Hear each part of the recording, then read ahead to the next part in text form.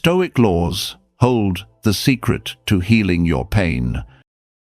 What if your pain isn't just a weight to carry, but a teacher with a map? For the next few minutes, we'll use the Stoic laws to turn emotional pain into clarity, resilience, and a steadier life. No fluff, no heroics, just practical moves you can use tonight. Stay with me, because once you see pain through this lens, you'll stop asking, "Why me?" and start asking, "What now?" Why we hurt, and why it lingers. Pain arrives fast. One text, one memory, one comment from someone you love, and suddenly your chest tightens and your thoughts start sprinting. We try to outrun it with busyness, or drown it in noise, or pretend it's not there. And yet, it lingers. The Stoics understood this pattern. Epictetus said, "It is not things themselves that disturb us, but our judgments about them." The event sparks a flame. The story we add feeds the fire. Tonight is about changing the story and cooling the flames without denying the heat. Stoic law, S1, the law of control. The first law is the backbone of healing. Control what's yours, release what isn't. Your breath, your posture, your behavior, your standards, those are yours. Other people's choices, the past, random outcomes, not yours. Each time pain spikes, quietly ask, is this mine to control? If the answer is yes, you move one step. If the answer is no, you stop renting out your peace to something you cannot steer. Marcus Aurelius reminded himself, "You have power over your mind, not outside events." When you remember this, you stop fighting the weather and start steering the ship. Try it the next time a memory stings. Sit a little taller, slow your exhale, and take ownership of one small action. Send the honest email, step outside for air, or put the phone down. Healing begins where control returns. Stoic law, 2. The law of judgment. Pain shouts, and our judgment turns up the volume. A delay becomes rejection. Silence becomes, "They don't care." A disagreement becomes, "I'm not enough," Seneca warned. We suffer more in imagination than in reality. The Stoic move isn't to suppress feeling, it's to question the label. Ask, what else could this mean? Maybe silence is stress, not malice. Maybe the delay is logistics, not a verdict on your worth. You don't have to lie to yourself. You just have to stop sentencing yourself without evidence. Speak one neutral sentence out loud. Here's what happened. Here's what I know. Here's what I'm choosing now. That sentence pulls you out of the courtroom in your head. Stoic law, 2, 3. The law of acceptance, amor fati. Acceptance is not approval, it's accuracy. This happened, this hurts, and I can meet it with dignity. The Stoics called it amor fati, to love your fate, not because pain is pleasant, but because it becomes a place to practice virtue. Imagine you're wearing noise-cancelling headphones in a crowded room. Acceptance is the button that lowers the volume so you can think again. When you stop arguing with what is, you recover the energy to choose what's next. Try whispering, "Let it be as it is, and let me be as I choose." You didn't choose the storm, but you can choose the sailor you'll be inside it. Stoic law, 4. The law of present action. Pain loves to drag us backward into replay or forward into fantasy. The remedy is present action. One clean step brings you back into a world you can shape. Marcus again. The impediment to action advances action. What stands in the way becomes the way.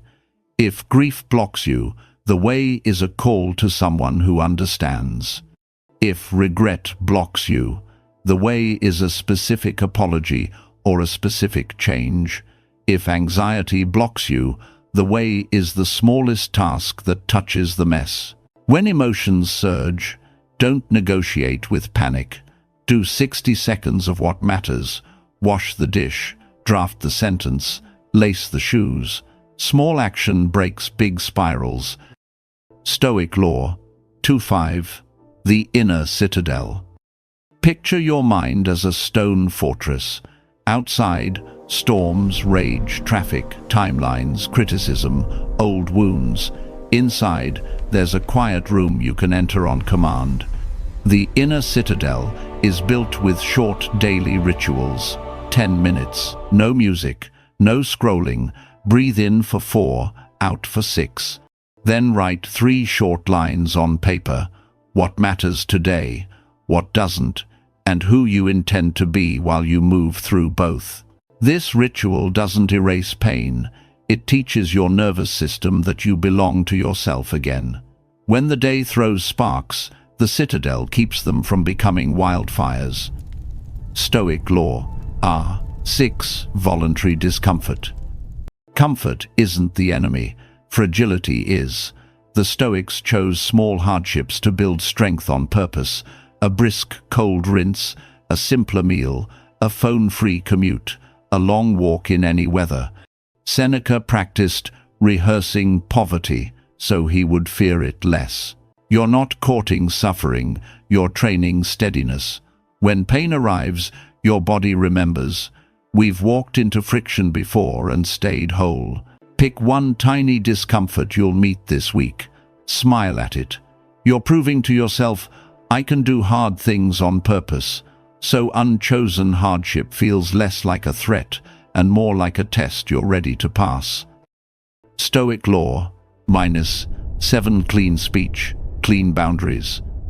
Pain often leaks through our words, over-explaining, defending, replaying. The Stoic trims language until it carries only truth and direction. Epictetus would call it discipline of assent. Not every thought earns a microphone. In practice, this sounds like, I can't make that, but I hope it goes well, or I want to solve this, but not in that tone, let's reset. If the tone doesn't change, you step back. No lecture, no sarcasm, just sovereignty. Each clean sentence is a brick in your citadel wall. You're not building distance, you're building dignity. Stoic Law 8. The Evening Review.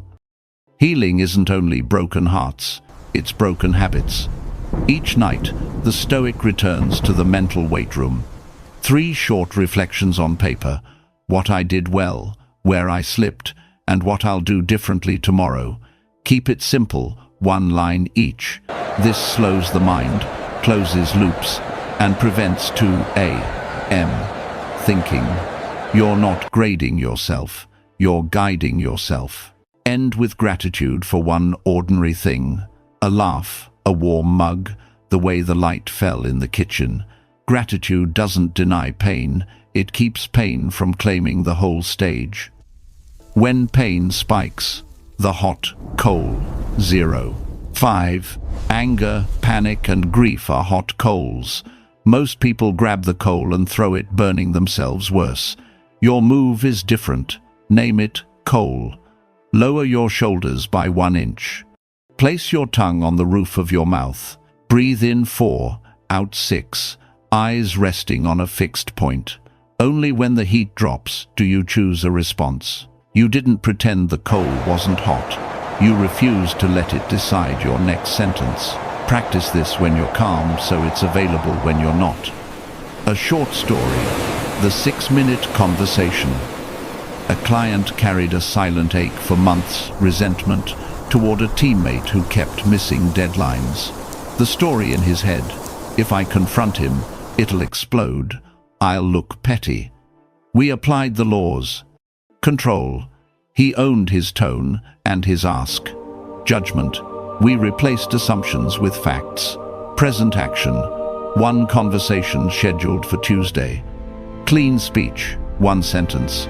When the deck is late, I stay till midnight. I need your slides by 3 p.m. to hit the launch.